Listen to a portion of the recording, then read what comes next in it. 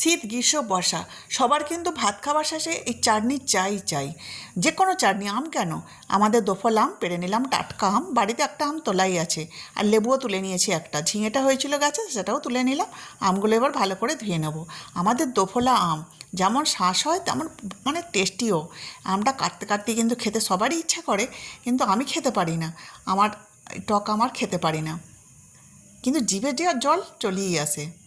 আমটা কেটে নিয়েছি টুকরো টুকরো করে। আমার এইরকম সুন্দর সুন্দর ভিডিও দেখার জন্য আমার চ্যানেলটিকে সাবস্ক্রাইব করে আমার পাশে থাকবেন। আম সব কাটা হয়ে গেছে, আর একবার ভালো করে ধুয়ে নিয়ে এবার একটু সিদ্ধ করে নেব। সিদ্ধ করাতে কষটাও কেটে যাবে, আমটা ভালো করে সিদ্ধ হয়ে গেলে তাতে চিনির রসটা ভালো ঢুকে যাবে।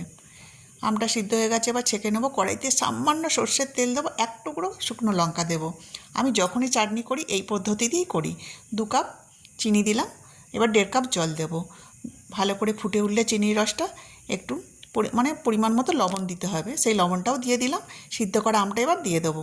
চিনির রসটা ভালো করে ফুটে উঠেছে, এইবার ফুটবে, আমটা ভালো করে ফুটবে, চিনির রসটা আমেতে ঢুকে যাবে। দেখুন ফুটে একদম রসগোল্লার মতো হয়ে গেছে। লাস্টে দিয়ে দেবো একটু গোলমরিচ, বিট লবণ আর জিরে, আর দিয়ে দেবো লেবুর রস। এইগুলো দিলে যা হয় না, একদম শেষের পথে দিতে হবে। একদম চটপটা তৈরি হয়ে গেছে, যে খাবে সে কিন্তু একদম বাটি শেষ করে দেবে। এই চাটনিটা এতই টেস্টি হয়, এমন চটপটা হয়। দেখুন চাটনি তো হয়ে গেছে, এবার খালি পাঁপড় ভাজার অপেক্ষায় রয়েছি। পাঁপড়ও কিন্তু গরম গরম আমি ভেজে নিয়েছি।